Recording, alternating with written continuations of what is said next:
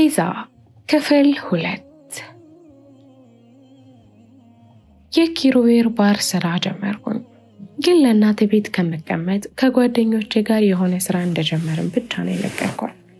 ግማሽ ሰዓት የኪሩቤል ባር ውስጥ ነው የማሳልፈው። አንድ ቀንም ቢሆን ቀና ብዬ አይቼው አላውቅም። ግን ደግሞ ከሷ አጠገብ ከዋልኩ ቁጥር በጣም እየወደድኩት መጣው።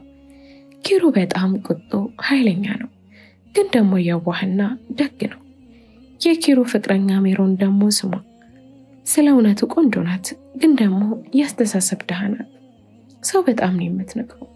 ከኔ ጋር አብረውኝ የሚሰሩት ጽዳቶችም ሆነ እኔን ሁሌም እንደናቀች ነው። ይህን ነገሯን ኪሩ ሁሌ ይጋረናታል። ዛሬ ጠዋት ላይ ወደ ስራ ገባው። እያጸዳዳው እያለ ኪሩ መጣ። ቤዛ አለኝ።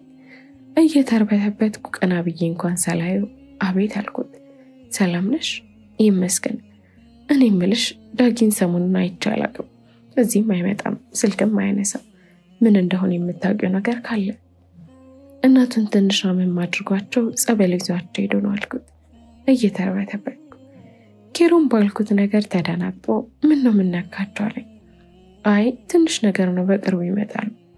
በቃ እሺ፣ ሲመለሱ ቤት ተወስጂኝና ጠይቃቸዋለሁ እሺ አልኩት። በቆምኩበት ሄደ። የዳጊ እናትም ከጸበል ተመለሱ። ይህንንም ለኪሩ አሳወኩትና አብረን መሄድ ጀመረ። ድንገት ግን እኔ ምልሽ አለኝ። አቤት አልኩት። ካላስደበርኩሽ ጥያቄ ልጠይቅሽ ነበር። እሺ ምንም ባስበው ሊመጣልኝ ስላልቻለ ነው። አንቺ ግን በጣም ቆንጆ ሴት ነሽ። በዚህ እድሜሽ ልትማሪ ነበር የሚገባሽ። እንዳትማሪ አድርጎ ጽዳት እያሰራሽ ያለው ነገር ምንድነው? ጽዳት ስሰራ አይደለም እያልኩሽም ሳይሆን አንቺ ከፈለሽ ስንት ሀብታም ለምኖ የሚያገባሽም አለ። ይቅርታ ግን ህይወተኛ ባሰብናት ሳይሆን እሷ በፈለገችው ነው የምትወስደን። እኔ ደግሞ ከድህነት ለመውጣት ብዬ ከማልወደው ሰው ጋር መኖር አልፈልግም። ለዛ ነው፣ ሌላ ምንም ልል አልችልም። ግን እኮ ሲለኝ አቋርጬው ስለ ህይወቴ ስጠይቅ ደስ አይለኝም። ይቅርታ አልኩት። እሱም ይቅርታ ብሎ ዝም ብሎ መንዳት ጀመረ። ወደ ዳጊ ቤት ደርሰን እናቱን ጠይቀን ተያይዘን ወጣን። ስለመሸ ቤት ላድርስሽ አለኝ። እኔም ከግማሽ እንዲያወርደኝና ራሴ ቀስ ብዬ እንደምሄድ ነግሬው ግማሽ አውርዶኝ ሄደ። እኔም ትምህርቴን ጎን ለጎን እየተማርኩኝ የኪሩቤል ባርና በፈረቃ የአባቱን ሆቴል መስራቴን ቀጠልኩኝ። ለምን እንደሆነ ባላቅም ሜሮን ማለት የኪሩ ፍቅረኛ በጣም የምትጠላኝ፣ በጣም ትፈታተነኛለች። ግን ኪሩን ለማየት ያለኝ አማራጭ የሥራ ስለሆነ በትዕግስት ዝም ብያለሁ። ዛሬ ጠዋት ተነስቼ ተዘጋጅቼ ወደ ባር ሄድኩ። ኪሩቤልም እንዳየኝ ወደ እኔ መጣ። እናም ደህና ደርሽ ቤዛ አለኝ። ይመስገን ደህና ደርክ አለው። ዛሬ ይህን ባር ዝግ ነው የሚሆነው። አባቴ ሆስፒታል እንግዳ ስለሚመጣ እዛ እነሱን ታዘጋጇቸዋለሽ አለ። አብረን ተያይዘን ወደ ሆቴሉ ሄድን። ለእንግዶች እስከሚመጡ አንዳንድ ነገር ማስተካከል ጀመርን። ትንሽ ቆይቶም የተባሉት እንግዶች መጡ። ፈረንጆች ናቸው። ወደ ውስጥ ገብተው ቁጭ አሉ። እኔ እነሱ አጠገብ ቆሜ እያለሁ አንድ ፈረንጅ ጸሐፊ መስዬው ይሁን ምን እንጃ ወደ አጠገቡ ጠርቶኝ ስለ አንዳንድ ነገር በእንግሊዘኛ ይጠይቀኝ ጀመር። እኔም የማውቀው መለስኩለትና ለሌላው ጥያቄ ኪሩን ልጠራው ዞር ስል ከኋላዬ ደግሞ በአግራሞት እያየኝ ነው። በህይወት ዘመኔ እንዲደንግጬ አላውቅም። ሁሉንም ሰላም ካለ በኋላ ሳውሬ የነበረው ፈረንጅ ለኪሩ ቆንጆና ጎበዝ እንደሆንኩ ፊት ለፊት ይነግራል። እሱም ሳይበቃ ካነጋገር የተረዳው በጣም የተማርኩ ሰው እንደሆንኩ ነገረው። እኔ ከኪሩቤል አጠገብ ሆኛለሁ። ኪሩም ለሁሉም ስራቸውን እንዲጨርሱና ለስለ ስራቸው እንዲፈራረሙ ድረስ ብሎ ለእያንዳንዳቸው ሩም ያዘላቸው። እነሱን አስተናግዶ እንደጨረሰ ወደ እኔ እየመጣ አየሁት። ገና ሳያወራኝ ስራዬን ጨረስኩ። ወደ ቤት ልሄድ ነው አለቃ ብዬ ልወጣ ስል አስቆመኝና ያልተመለሰልኝን ጥያቄ ሳትመልሽልኝ የትም አትሄጂም አለኝ። ውስጤ በፍርሃት እየተንቀጠቀጠ ያልተመለሰለት ጥያቄ ምን እንደሆነ ጠየቅኩት። ኪሩም ወደ እኔ ተጠግቶ ቆይ ተመርሻል እንዴ? አልገባኝም፣ አልተማርኩም ብለሽኝ ነበር አይደል ብሎ አፈጠጠብኝ። እምመልሰው አጥቼ ሰርበተበት ለስራ ከመጡት ቅድም ሳወራ የነበረው ፈረንጅኛ ወዳለንበት መጣ። እኔም እነሱ እንዲያወሩ ብዬ ልሄድ ስል ልጁ አስቆመኝና አዲስ አበባን መጎብኘት እንደሚፈልግና እንዳስጎበኘው በእንግሊዝኛ ጠየቀኝ። ኪሩም መልሽለታ በሚል አስተያየት ይመለከተኝ ጀመር። ማምለጫ እንደሌለኝ ስለገባኝ ልጁን እየተመለከቱ እኔ ብዙም ቦታ እንደማላውቅ ግን ጓደኛዬ እንዲያስጎበኘው እንደምጠይቅለት ነገርኩት። ልጁም ምንም ሳይል ስሜን ጠየቀኝ። ቀና ብዬ ስሜ ቤዛ እንደሆነና የዚህ ቤት ጽዳት ሰራተኛ መሆኔን ነገርኩት። ወደ ኪሩም ዞር ብዬ ስሬን ጨርሻለሁ ልሄድ ደህና ሆኖ ብዬ ወደ በሩ ሲሄድ ልጁ ጮክ ብሎ ስሜን ጠራው። ልጁ በራሱ ሀገር አክሰንት ስሜን ሲጠራው ሳቄ ቢመጣም ቻል አድርጌ አቤት ብዬ ዞርኩት። በፈገግታ ሆኖ ሊዮ እባላለሁ አለኝ። ምንም ሳልል ፈገግ ብዬ ወጣው። እንደወጣው ለሄሉ ስደውል ከዳጊና ከሱ ጓደኞች ጋር እንደሆነች ነገረችኝ። ሄሉ ጋር ልሄድ ነበር ግን ሌሎች ልጆች እንዳሉ ሳስብ ወደ ቤት ለመሄድ አሰብኩ። ሄሉ ግን ካልመጣሽ በዛው መክሰስ በልተን ወደ ቤት እንሄዳለን ስትለኝ ተስማማው። ያሉበትን ነግራኝ ሄድኩ። ልክ ስደርስ ሄሉ ከነዳጊ ጋር ሆና ፑል እየተጫወተች ነው። ሰላም ብያት ቁጭ አልኩ።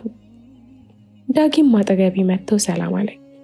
ትንሽ አጠገቤ ተቀመጠ ካወራኝ በኋላ ብድግ ብሎ ነይ ፑል ላስሞክርሽ ተጫወች አለኝ። እኔም እንደማልፈልግ ነገርኩት። ብዙ ተባባልን።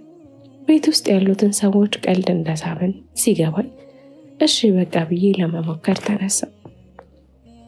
ዳጊ ያለማመደኝ ተጫወትኩኝ። እውነት ለመናገር በጣም ደስ ይላል። ትንሽ ከቆየው በኋላ ደክሞኝ ቁጭ አልኩኝ።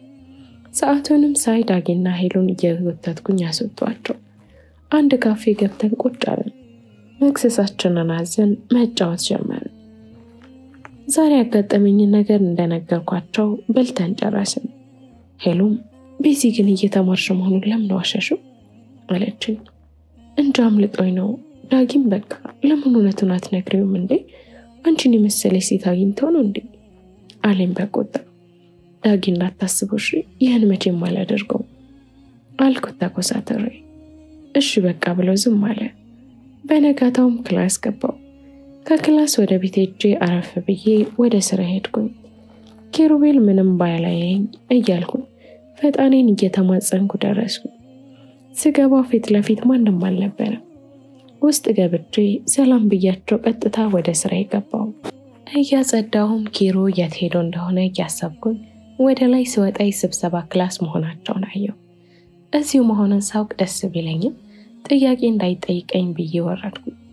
ግን እንዳሰብኩትም ማስጠራኝ። የሆነ ነገር ፈጥረው እንዲነግሩት አድርጌ ቁጭ አልኩኝ። የሥራ መውጫ እስኪደርስ ድረስ እንዳያገኘኝ ስደባበቅ አልኩኝ። የሆነ ሰዓት ግን ሊዮኔን ፍለጋ መጣ።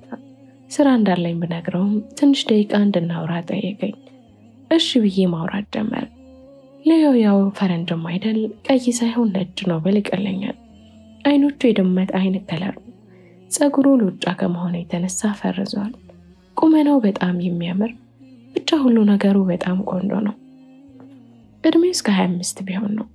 ከዛ አልፈን ከሊዮ ጋር እያወራን ኪሩ ቆሞ እያየን አየሁት። ቀጥታ ወደኛ መምጣት ጀመረ። ወዲያው ሊዮን የመውጫ ሰዓቴ ስለደረሰ ልዘጋጅ ብዬ ወደ ውስጥ ልገባ ስል ኪሩ ቤዛ አለኝ። አቤት አልኩት። ስፈልግሽ ነበር የጠፋሽ። አይ ስላልተመቸኝ ነው ይቅርታ አልኩት። ችግር የለውም ጠብቂኝና እኔ አደርስሻለሁ ልወጣ ስለሆነ አለኝ። ኧረ አያስፈልግም አልኩት። ግን ሳያዳምጠኝ አልፎኝ ሄደ። እኔም ፈጣን ይርዳኝ ብዬ እየተልጎማጎምኩ ሊዮን ጥዬ ወደ ውስጥ ገባሁ። ተጣጥቤ ልብሴን ቀይሬ ወጣሁ። ኪሩቤል መኪና ውስጥ ሆኖ እየጠበቀኝ ነበር። መኪናው አጠገብ ስደርስ ከውስጥ ሆኖ የጋቢናውን በር ከፈተልኝ። ወደ ውስጥ ገባሁ። ዞር ብሎ አይቶኝ መሄድ እንችላለን አለኝ። አንገቴን በማነቃነቅ አዎንቴን ገለጽኩለት። መኪና ውስጥ ምንም አላወራም።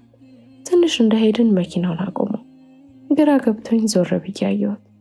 ወረደና ዞሮ መጥቶ በሩን ከፈተልኝ። ደንገጥ ብዬ ወረድኩ። አንድ ሬስቶራንት ገባንና ቁጭ አለን። አስተናጋጇ መጣችና ሜኑ ሰጠችን። ኪሩም ምረጪ ራት ሰዓትም ስለደረሰ ዝም ብለሽ ቤት ከምትገቢ ብዬ ነው አለኝ። አይ እኔ እንኳን ምኑን አውቄ ባይሆን አንተ ምረጥልኝ አልኩት። እሱ ያዘዘውን መመገብ ጀመረን። አንዳንድ ነገር እያወራን እያለ እስከ ስንት ተምረሻል ብሎ ጠየቀኝ። ትናለኝ። ደንግጦም ውሃ ሰጠኝ። ውሃውን ከጠጣው በኋላ ተረጋጋሽ? አዎ አመሰግናለሁ። እና ጥያቄን አልመለስሽልኝም። ኬት እንደመጣልኝ እንጃ ግን ከስንት እንዳቋረጥኩ እንኳን ትዝ እንደማይለኝ እንኳን ነገርኩት። ኪሩም ባይዋጥለትም ታዲያ ቋንቋ ከየት ቻልሽ አለኝ። ወይኔ ጉዴ ሌላ ውሸት ደግሞ ሊያስጨምረኝ ነው አይደል? ጥያቄዎችንም ያበዛብኝ እያልኩኝ አይ በፊት ከእናቴ ጋር እንሰራበት የነበሩ ሰዎች ሲናገሩ እየሰማሁ ስላደግኩ ነው አልኩት። ኬት እንዳመጣሁት ፈጣሪ ያውቃል። ኪሩም ቀበል አድርጎ እና እናትሽን በተራሽ እየጦርሽ ነው ለዛ ነው አይደል ማትማሪው አለኝ። በዚህ እድሜሽ ቆሻሻ የምታጸጁ በጣም ጎበዝ ነሽ እያለ ማውራቱን ቀጠለ። እኔ ግን ቆሻሻ የሚለውን ቃል ስሰማ ስሜቴ ባንዴ ተቀያየረ። ደም ስሬ ግትርትር አለ። ቆሻሻ እያጸዳሁ ነው እንደ ብዬ ራሴን ጠየቅኩ። ይህን ያህል ኪሩቤል ፍቅር ደፍሮኝ እንዴ አልኩኝ። ኪሩቤል ሁሉ ነገር መለዋወጡን ሲያይ ደነገጠ። ወዲያው መጥፎ ነገር ተናገርኩ እንዴ ይቅርታ አለኝ። ማውራት አቃተኝ፣ መነሳት አቃተኝ። ግን ዳግም መሄድ ፈልጌያለሁ። ኪሩቤል ደግሞ ምንም እንደሆንኩ ቢጠይቀኝ ዝም አልኩት። እንደምንም ብዬ ዳጌን እንዲጠራልኝ ነገርኩት። እሱም ደውሎ ዳጌን ጠራው። ዳጌ እንደመጣ ደንግጦ ምን ሆንሻለኝ?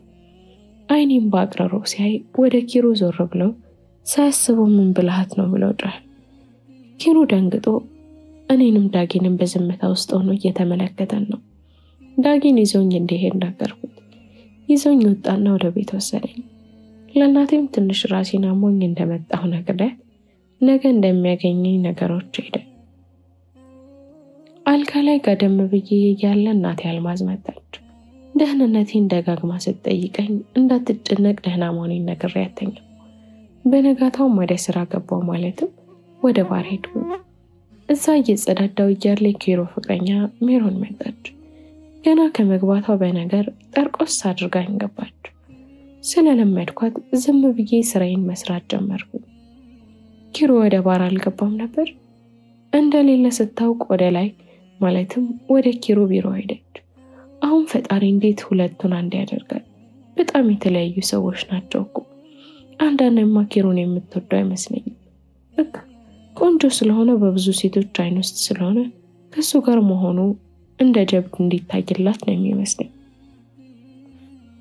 ሰሞኑ ኪሩ ባሩን ብዙም እየከፈተው ስላልሆነ ሆቴል ነው የሚሄደው። ዛሬ እያጸዳው እያለ ሊዮ መጣ። ትንሽ ካወራን በኋላ አንድ ነገር ላስቸግርሽ አለኝ። ምንድነው? አይ እንዳየሁት እንግሊዘኛሽ አሪፍ ነውና በኋላ የማገኘው ሰው ነበር።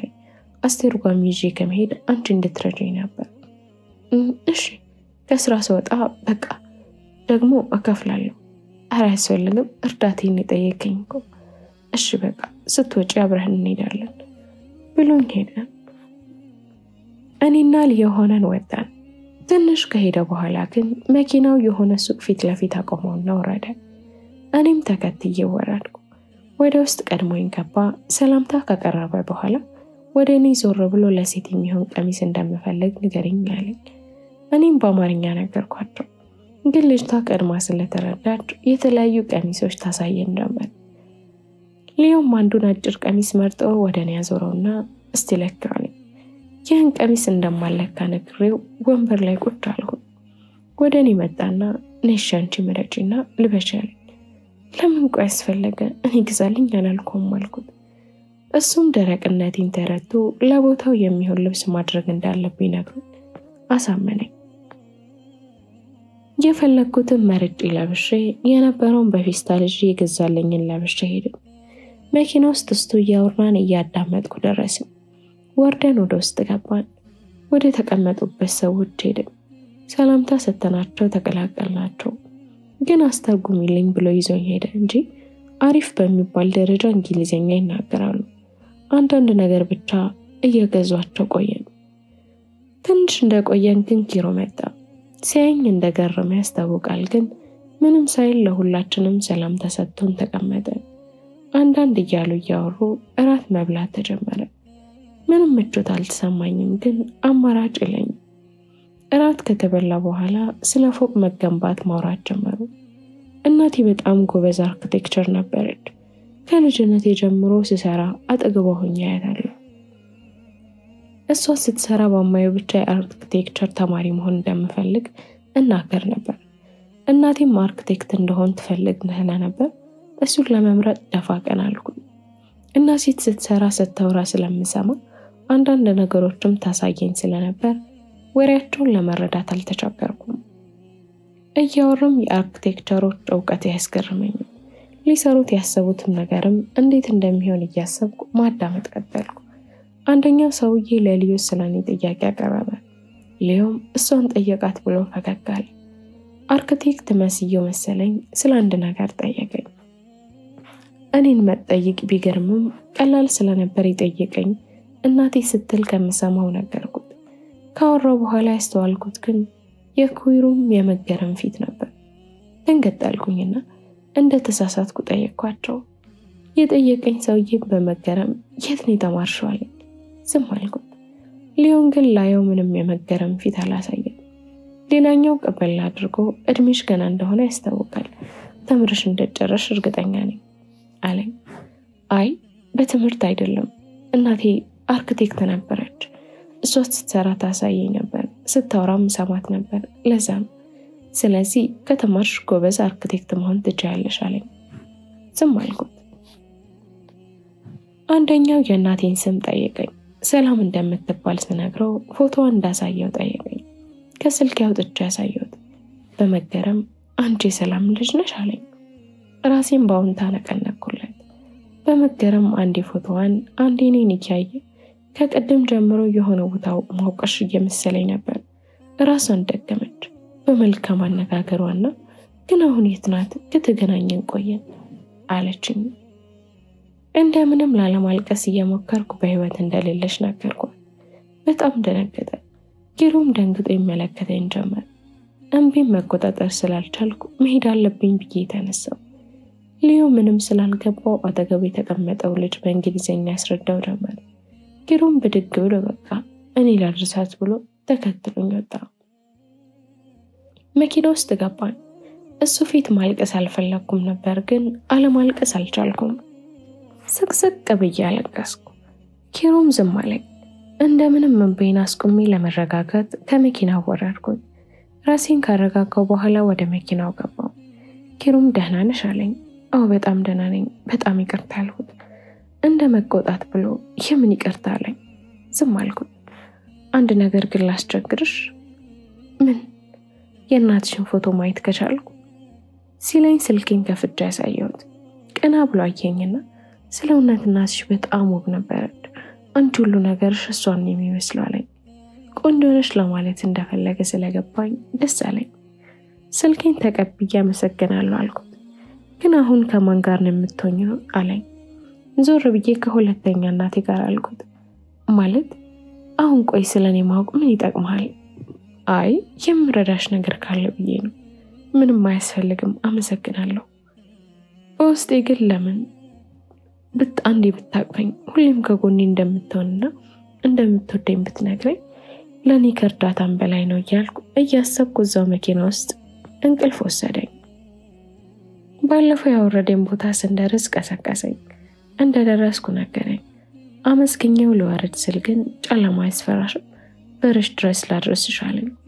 አመሰግናለሁ ግን አልፈራም ብዬው ወረድኩኝ። ወደ ቤቴ ሲገባ እናቴ ቁጭ ብላ እየጠበቀችኝ ነበር። እሷን ሰላም ብዬ ከሷ ጋር ትንሽ አምሽቼ ወደ ክፍሌ ገብቼ ማጥናት ጀመርኩኝ። የቅድሙ ሰውዬ ጎበዝ አርክቴክት መሆን እንደምችል ስለነገረኝ እያሰብኩ በደንብ አጥንቼ ተኛሁ። በነጋታው እናቴና ሰራተኛችን ቤቱን ሞቅ አድርገውታል። እናቴም ሳቅ በሳቅ ሆናለች። ሁኔታው ገርሞኝ ምን እንደተፈጠረ ስጠይቃት ሁለተኛ ልጇ ወደዚህ ሀገር ወደ ቤቱ ሊመጣ መሆኑን ነገረችኝ። ደስ እንደሚልና ቤቱን ፏ አድርገን እንደምንቀበል ነግሬያት ክላስ ስለነበረኝ ኪሉ ጋር ደውዬ የጧት ፈረቄን ቀይሮ ከከሳት እንድገባ እንዲፈቅድልኝ ጠየቅኩት። እሱም ይሻለኝ። ወደ ክላስ ገባው። ሄሉና ዳጊን አግኝቻቸው ምሳ አብሬያቸው በልቼ ተምሬ ጨርሼ ወደ ስራ ሄድኩ። ቀጥታ ወደ ሆቴል ነበር ሄድኩት። ገብቻ አንዳንድ ነገር ማጽዳት ጀመርኩ። እዛው ሆቴል ውስጥ ሬስቶራንትም ስላለ የኔን ስራ ስጨርስ ማዕድ ቤቶቹ ጋር ሆኜ እያገዝኳቸው ቆየሁ። ብዙ ጽዳቶች እኮ አሉ። እኔ በቃ እንደተርፍ ነኝ። ስራ ሳጣ አንድ ማዕድ ቤት፣ አንድ አስተናጋጆቹ ጋር በቃ ዘው ማለት ነው ስራዬ። ጽዳት የሚሰሩ የኔ ኮዮች አሉ። አንድ አስተናጋጅ ደግሞ አለች፣ በጣም የምወዳት ቤት የምትባል። ቆመን ፀጉሯ ምርር ብላ እያወራች ምንም ብትቀባው ሊያደግ አልቻለም።